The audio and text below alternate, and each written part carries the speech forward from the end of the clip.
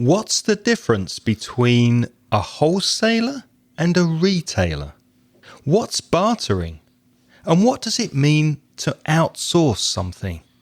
You'll learn about international business in this episode of Aprender Inglés con Reza y Craig.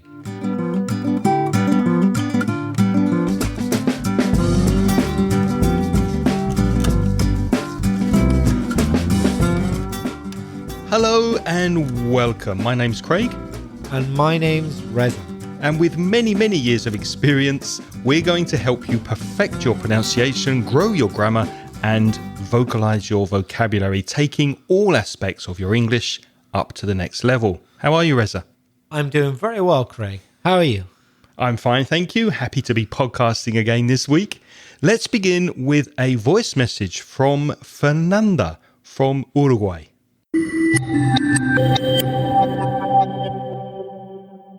Hi guys, this is Fernanda from Uruguay. I just wanted to say hello and to tell you that I'm a great fan of your podcast, and I've been listening that for quite a while now. And I particularly adore your humor. In my last email, I told you that I wanted to become a teacher, an English teacher. Well, last year I passed my CAE exam, so now I'm about to start TESOL this year. And I just wanted to say thank you, and you're really nice. I totally think that you are my friend, so if you ever think of coming to Uruguay, please let me know, and I would love to meet you. Well, have a nice day. Goodbye.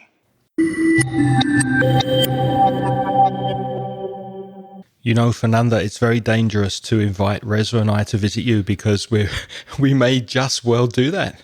Yes, Fernanda, be careful what you wish for. You might have Craig and me arrive with our suitcases in Uruguay. Where do you live? The only place I know in Uruguay is Montevideo. Montevideo, I think, capital. is the capital, yeah. Yeah, and you've got the El Rio Plata. Does that come through Uruguay? It's a country which I'd love to get to know more about, I must say.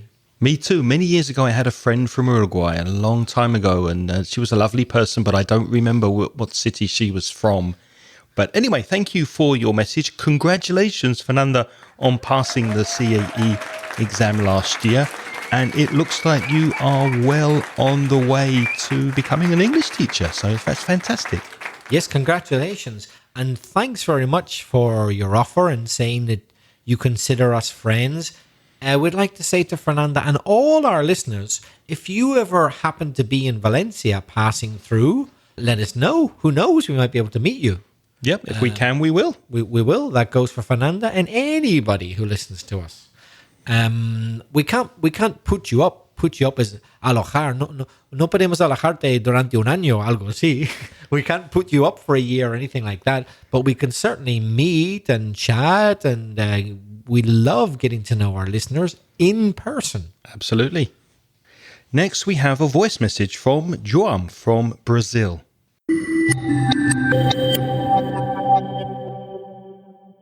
Hello, Reza. Hello, Craig. Let me introduce myself. My name is João. I am 33 years old. I'm from Curitiba City, South Brazil. First of all, I'd like to congratulate you both for the excellent work that you are doing with Aprender Inglés con Reza and Craig. Since I've started to listen to the podcast, my English has become more understandable and my comprehension has improved much more. Well, I'd like to suggest a new topic for the next episode. I'm studying international business, so if possible, could you talk about business? Thanks a lot again. Compliments from Brazil. Muito obrigado. Bye-bye.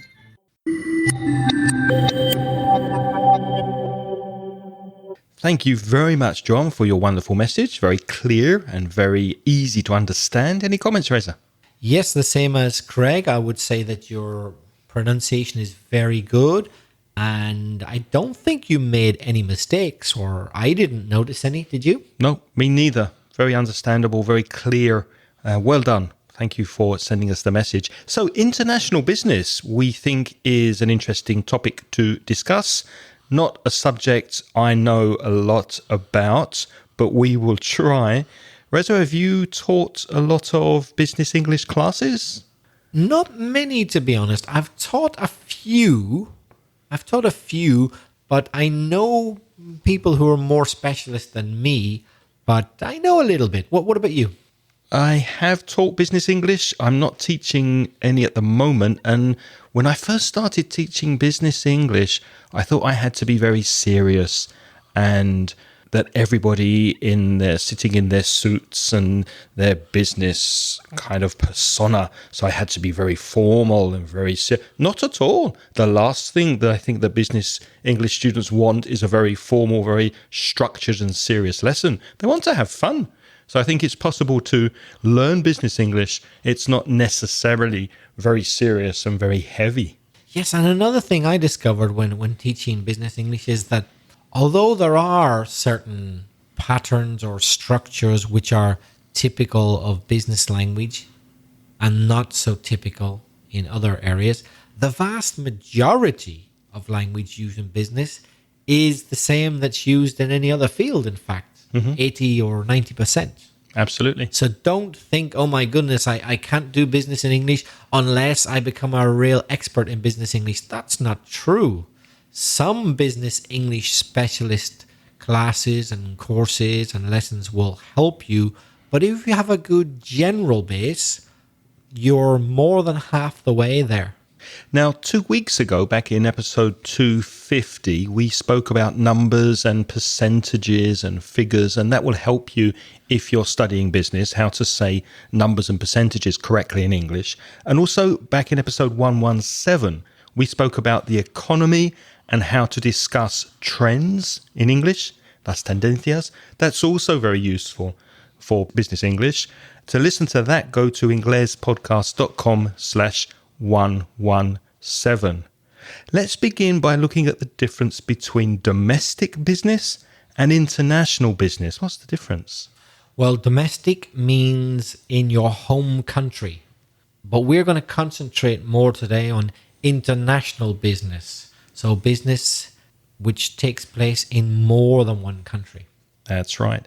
Now, economics with an S, economics is the study of the economy. You could also have the expression the economic outlook. So economy is a noun and economic is the adjective describing outlook, describing the noun.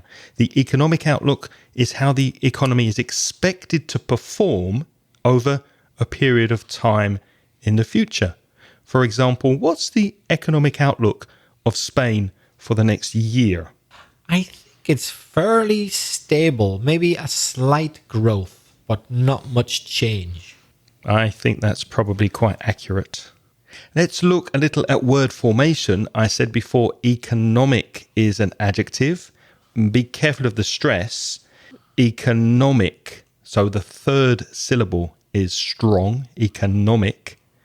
Economical is another adjective. What's the difference between economic and economical? Yeah, there are two words which are often confused. They're both adjectives, but they don't mean the same. Economic or economic. There's two pronunciations, by the way. You can say e or e. Economic means related to economics. So, for example, the government makes economic decisions, or there are economic problems in the economy. On the other hand, economical, ending al, simply means good value. If you can buy a very good quality lunch with drink included and a coffee for under €1 in Spain, hey, that's very economical. It's good value. This washing powder is very economical. It saves you money. My car does not use a lot of petrol, so it's very economical. And as Craig said earlier, don't confuse economic, the adjective, with economics, with S, the noun. And also don't confuse economy and economics. A typical Spanish mistake is, I go to university, I study economy. No, you don't. You study economics. So economics is the subject. I'm doing a degree in economics. Economically is the adverb. Economically. He moves very economically. He doesn't use a lot of energy when he moves. And the verb is to economize. That's stress on the second syllable. Economize. We need to economize on our spending. We're spending too much money. We need to cut down or cut back on our spending. So let's economize this year. Another common collocation you'll hear in international business is consumer spending. That's the purchase, buying things, the purchase of goods and services by consumers. Consumer spending. So the money that ordinary people spend when they buy things. And you may hear the expression consumer spending is up at the moment, or consumer spending is down this year. So up and down depending on how much the public is spending on goods and services. If they're spending a lot, consumer spending is up. And if they're not spending a lot, then consumer spending is down. The economy is not healthy. Now, who makes these goods, these things that people buy or sell? Well, people manufacture them. And those are the manufacturers. The companies that manufacture goods for sale, they sell to a distributor, the person in the middle who then distributes them to wholesalers or maybe to retailers. Or maybe both. Maybe to the wholesaler first, and then to the retailer. So what's the distribution? Well, that's sending a supply, un suministro, a supply of goods to companies that then sell them to consumers. And the verb obviously then is to distribute, to give out through channels of distribution. What's the manufacturer of your mobile phone? LG. By the way, we don't get any sponsorship money from them. In case you're wondering, we're just curious to give you an example. Although we're open to suggestions, if any manufacturers are listening, Sony, Toshiba, Samsung, anybody, if you want to sponsor us, we'll be happy to mention your product if we like it, of course. Can you imagine if any of those or LG or Apple sponsored us? We could be talking big money. Or Ford or Mitsubishi.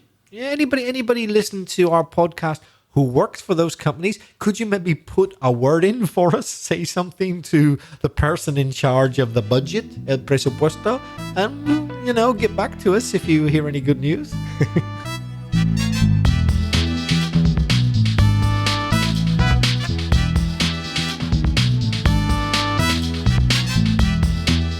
So these words, manufacturer, distribution, wholesaler, the person or company that sells the goods in large quantities at very low prices, and they tend to sell to retailers.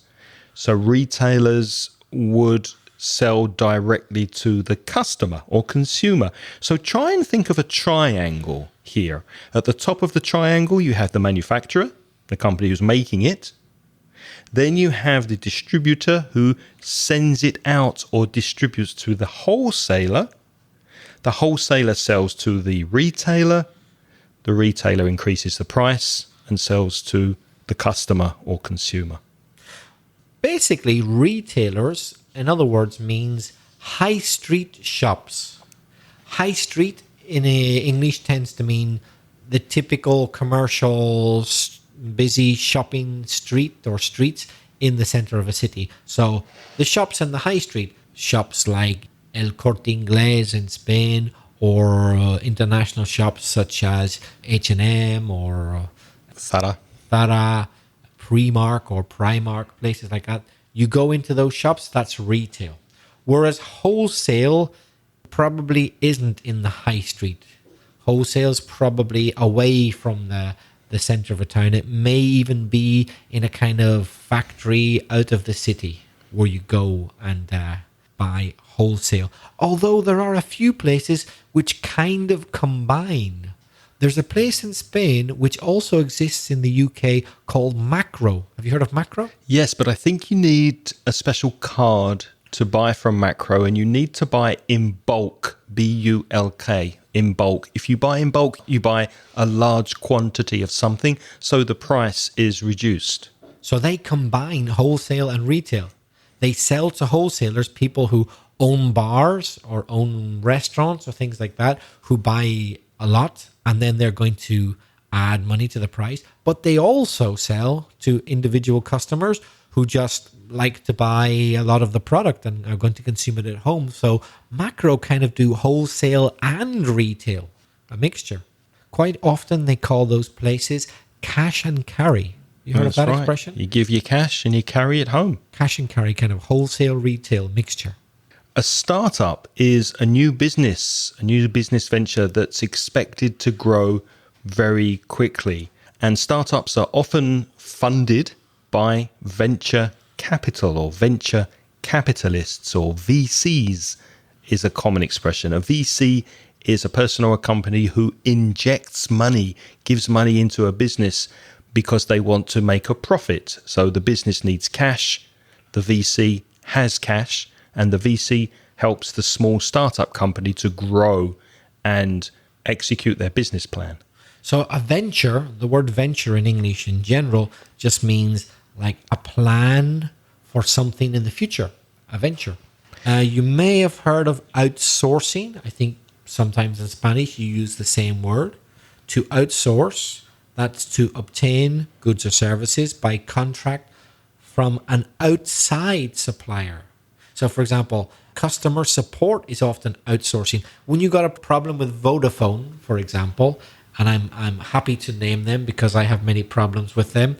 And when you have a problem with Vodafone and you call them, the person who answers the phone maybe doesn't work for Vodafone. Maybe they're in India somewhere, or Pakistan. Could be in India, or Pakistan, or Uruguay, or Brazil, or Canada. And they don't work directly for Vodafone. Some other company has a contract with Vodafone because it's cheaper, of course.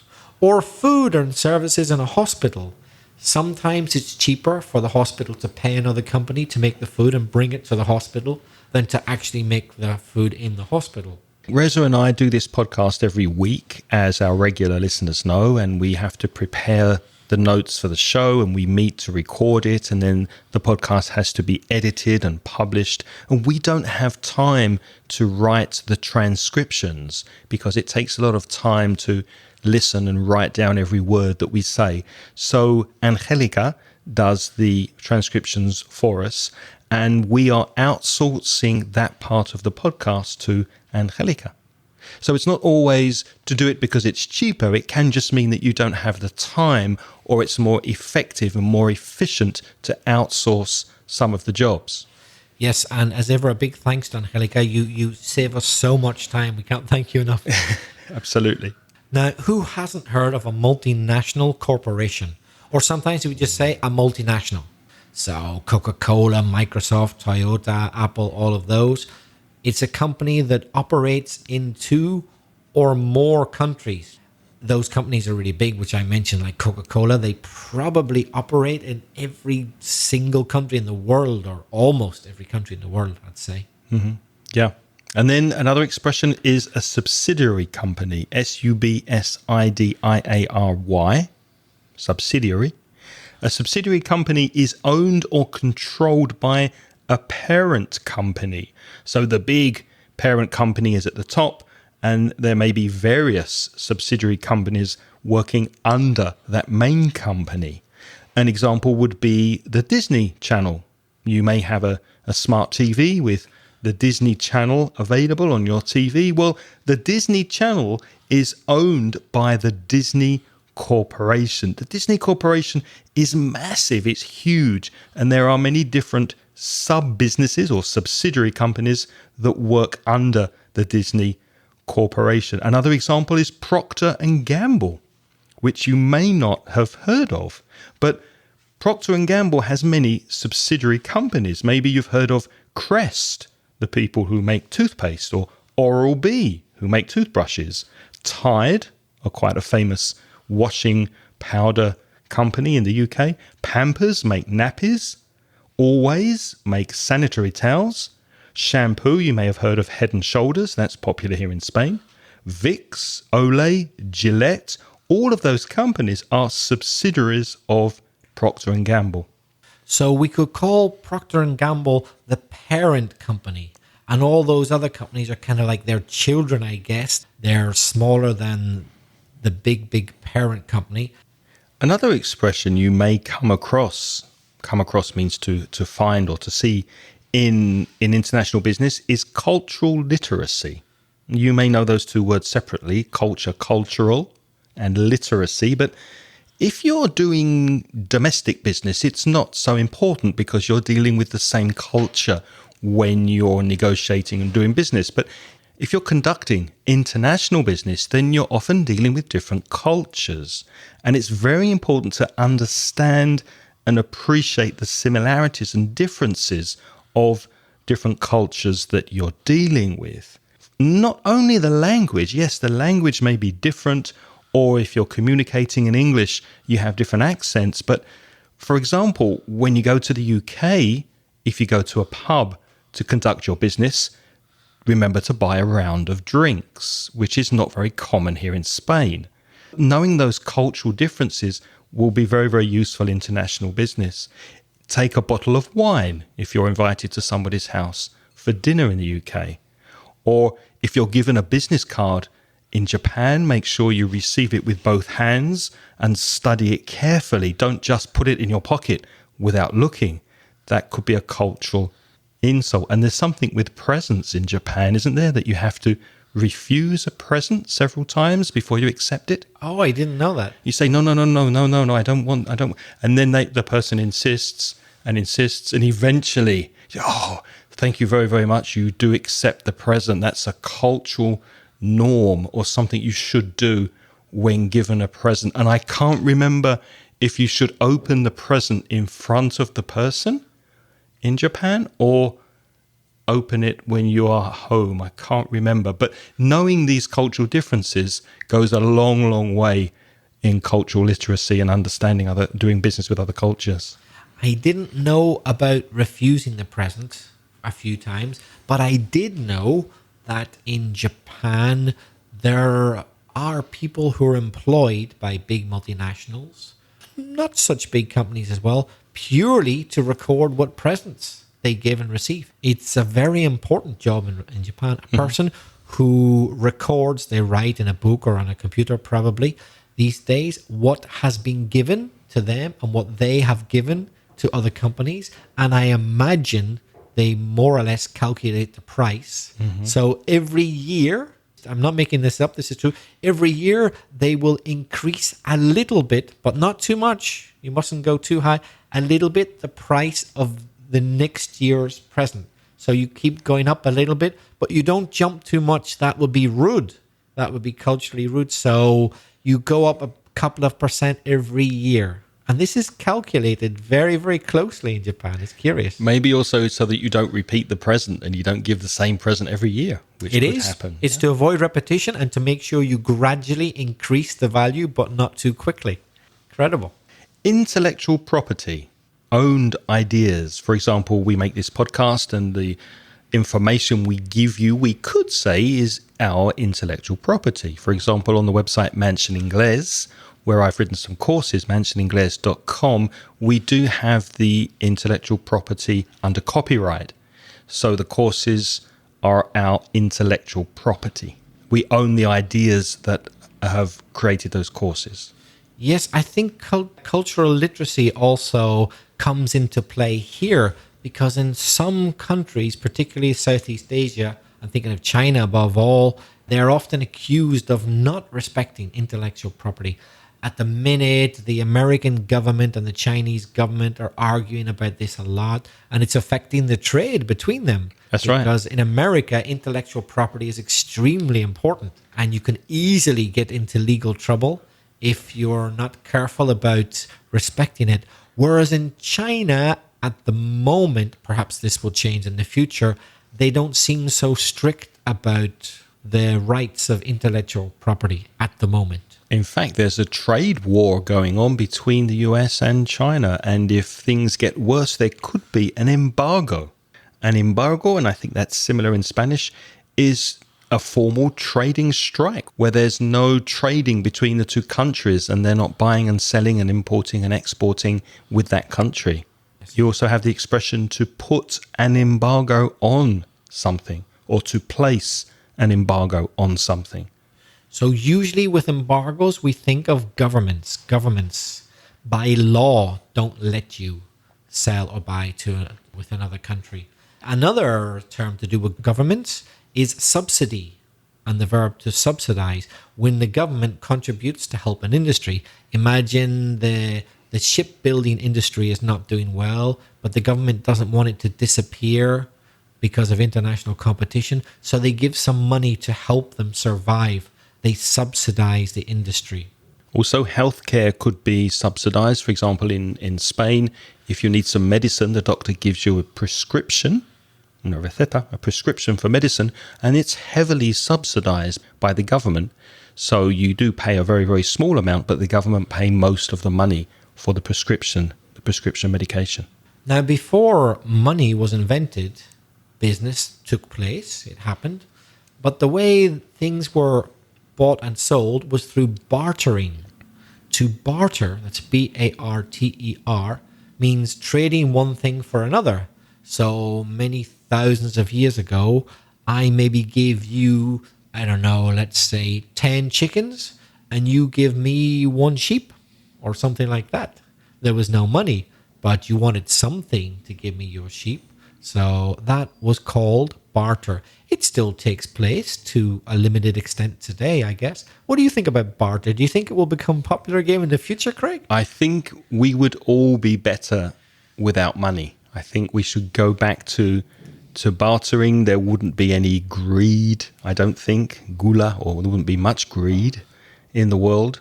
So, for example, we teach English and Joam has some chocolate biscuits and we say to Joam, hey, we'll teach you English for an hour, give us some chocolate biscuits, and that's bartering and everyone's happy. Why do we need money? It causes so many problems.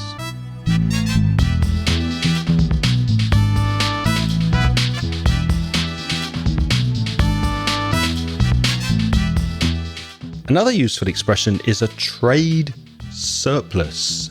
If you have a surplus, you have too much of something. So a trade surplus is what a country has when it takes in more money selling products and services to other countries than they spend on buying them. So there's too much money coming in and not enough going out to other countries. There's a trade surplus. What's the opposite of that, Reza? So trade surplus, if a country has that, it's a good thing. But if a country has a trade deficit, it's a bad thing. That's when a country spends more on imports than it receives for exports. In other words, when you have to buy a lot of goods and services from other countries, and other countries don't buy so many from you, then you're going to have a trade deficit, which is not good. And remember that collocation in English with making money and losing money. If you make money, you're making a profit. So it's make a profit, not do a profit, make a profit. And the opposite is make a loss. If you're losing money, if your company's losing money, if you're in the red, there's another expression, to be in the red is in negative. So if you're in the red, you're making a loss, and that's a bad thing. Now, in most places in the world, when you make money, the government is going to want some of that. They're going to want tax. Always. You can't get away from the tax man. Nope, tax and death, that's it. That's all it's for sure. Yeah, the only two sureties of life. Taxes and death. However, some people would prefer, well, some people know, all of us probably would prefer not to pay tax, but only some people manage to do it. So a useful term is tax evasion. That's E-V-A-S-I-O-N. That's when a company, or it could be an individual, uses illegal means, so they're criminal really, illegal means so as not to pay tax. That is tax evasion, and if you get caught, you could go to prison for it. But Craig, people often confuse it with tax avoidance, which isn't exactly the same.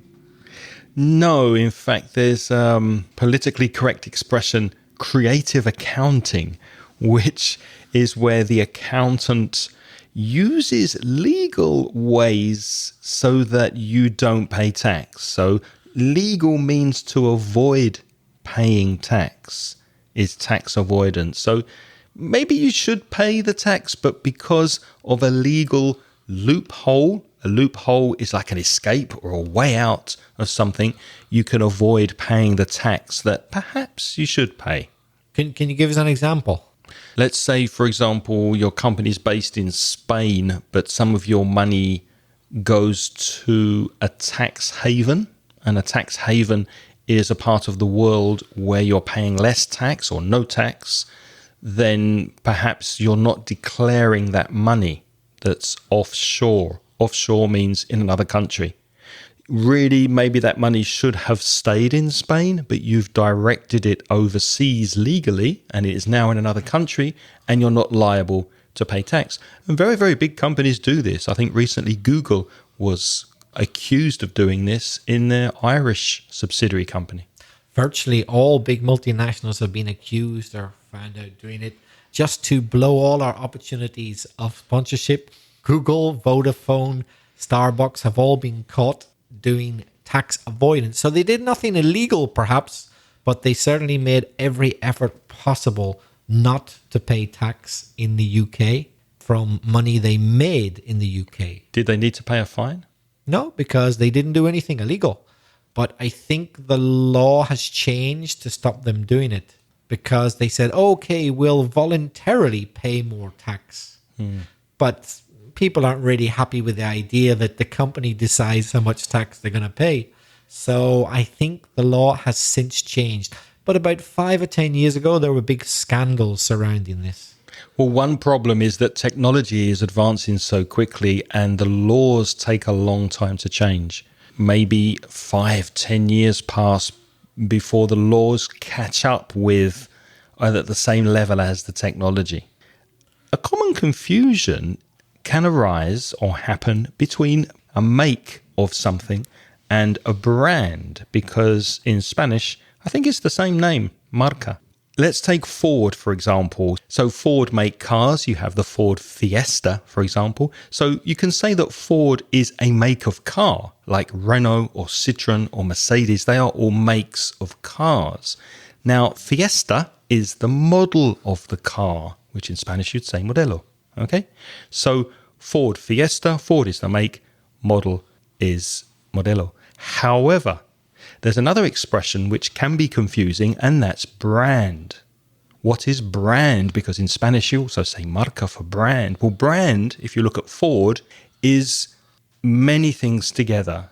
When you think of Ford, what color do you think of? Because the Ford logo, I think, is blue and white. I think of blue when I think of Ford. I don't think of anything in particular, but I certainly think of red with Coca-Cola for sure. There you go. So red is very much a part of the Coca-Cola brand. So the brand is the image. The brand is what you think of when you think of a particular company. So brand goes a lot further than just the make of something. Brand could be, for example, the symbol of a product or a company. For example, what's the symbol of Mercedes? It has that 3-point symbol at the front of the car. So when you see that, you think of Mercedes. Do you know the symbol of Rolex?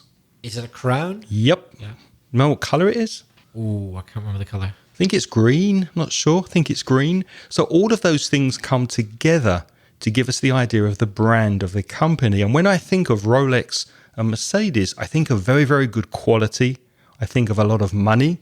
So it's also part of their brand or their brand image. So the image you get when you think of a company is also a part of their brand. If you think of Prada or Gucci, what comes to mind when you think of those companies? Any colors, any symbols, any logos, any quality issues, any price? That's all part of their brand. So Craig's talking about branding. If we put an ing at the end, branding is the idea of giving a very strong identity to the brand. There are certain colors, certain symbols, certain designs which you associate with that brand, and above all, you associate quality with all of that. All of that's the branding. And of course, if you have a very strong brand, or if you're starting a company and you want to protect the brand, then you need to get all of this trademarked. A trademark. Now, a trademark can be a word or a phrase, a symbol, anything that represents a company or a product, and they distinguish the product or the services from one company to another. And if you don't think that branding's important, there's the classic famous example. Check it out on internet if you don't believe me. It is a fact of Coca-Cola changing Santa Claus clothes. It's not an urban myth. It is true. If you look at old Christmas cards from Victorian England, Father Christmas, Santa Claus always wore green. Mm-hmm.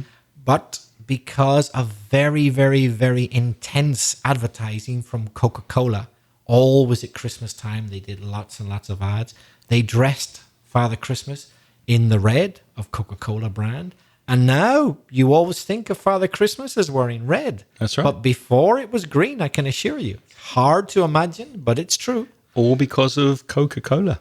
Let's stay with Coca-Cola for a couple of seconds, because there are many different things that you can trademark about a company and protect.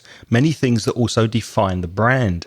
For example, if you think of a Coca-Cola bottle, years ago, the glass bottle had a very distinctive shape, and the letters of the words Coca-Cola have a very specific font, fuente.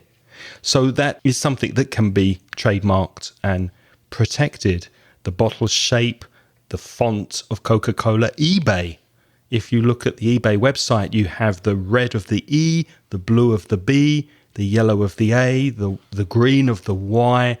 They're special colors. You connect that to the eBay brand.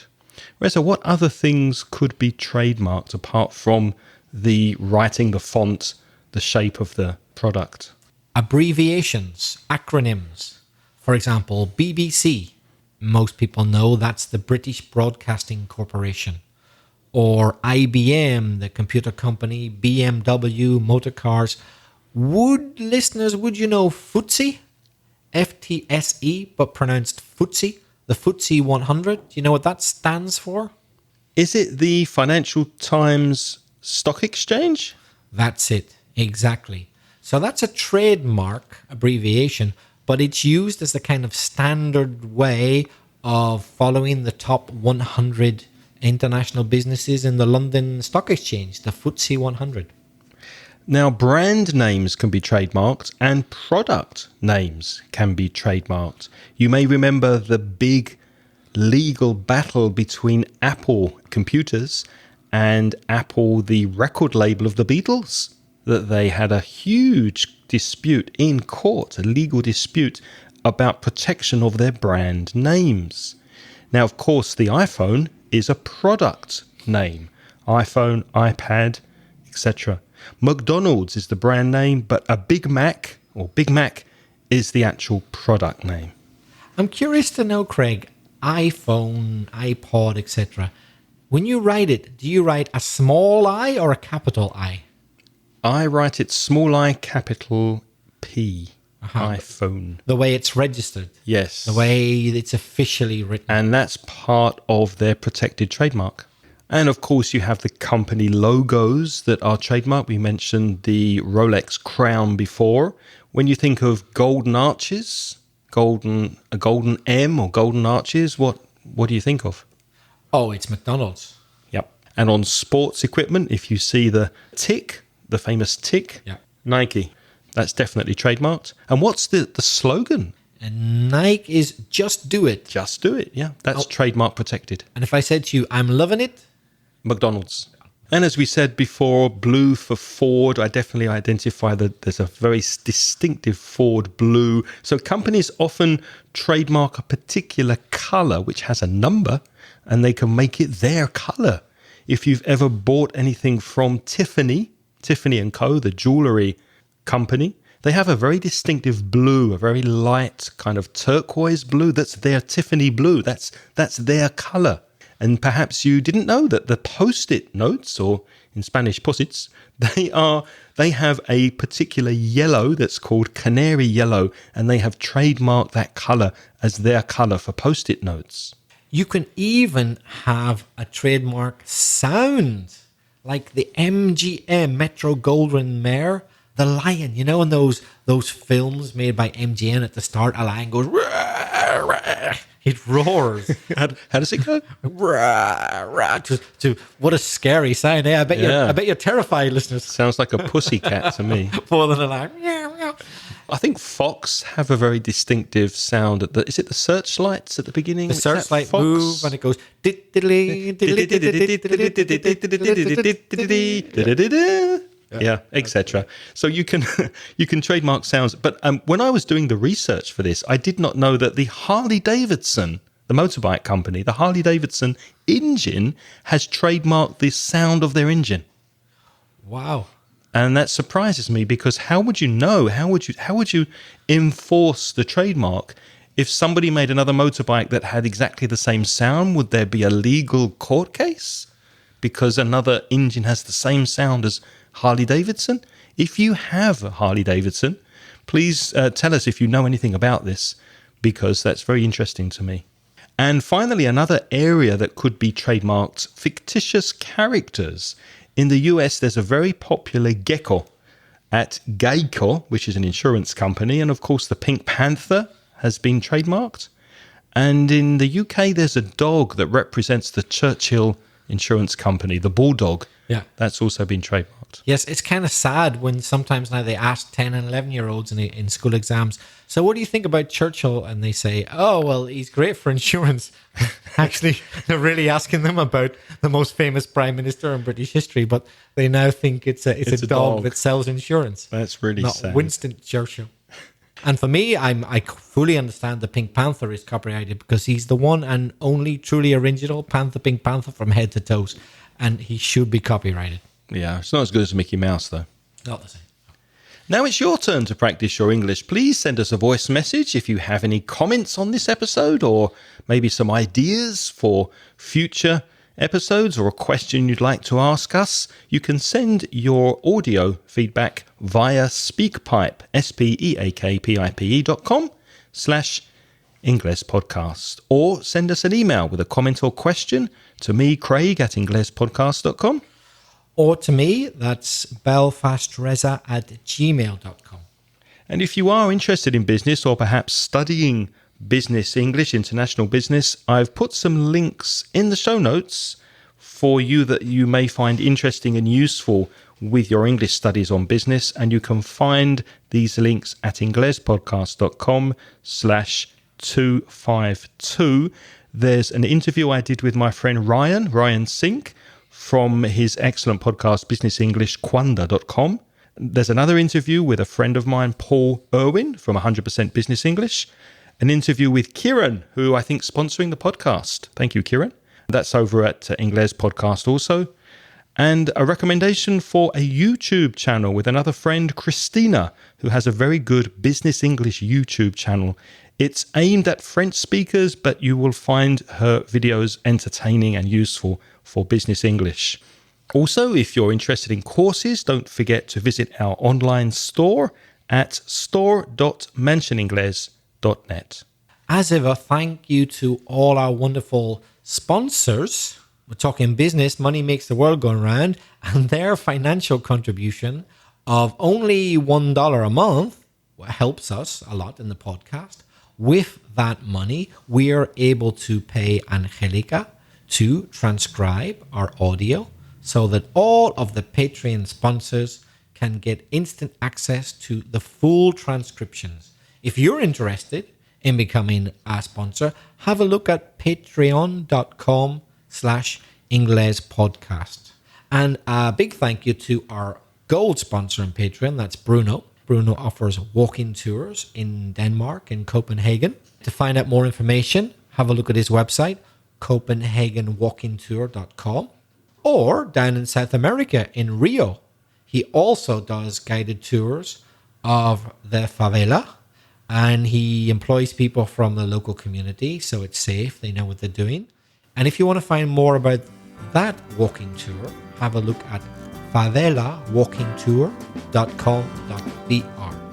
Many thanks to our new and latest Patreon supporters who have joined us this month. Thank you to Fernando Antonio de Paula Andrade, Santiago Diaz de Rivera, Alberto B.O., Alejandra Coni, Victor Vaquero, Luis Sanz Ruiz, Ronald Jesus Espinosa Mora, Andrés Herrera, Alirio Antonio Moreno Medina, Eduardo Hilario, José Elistizabal, and Armando. Thank you very much for joining us on Patreon.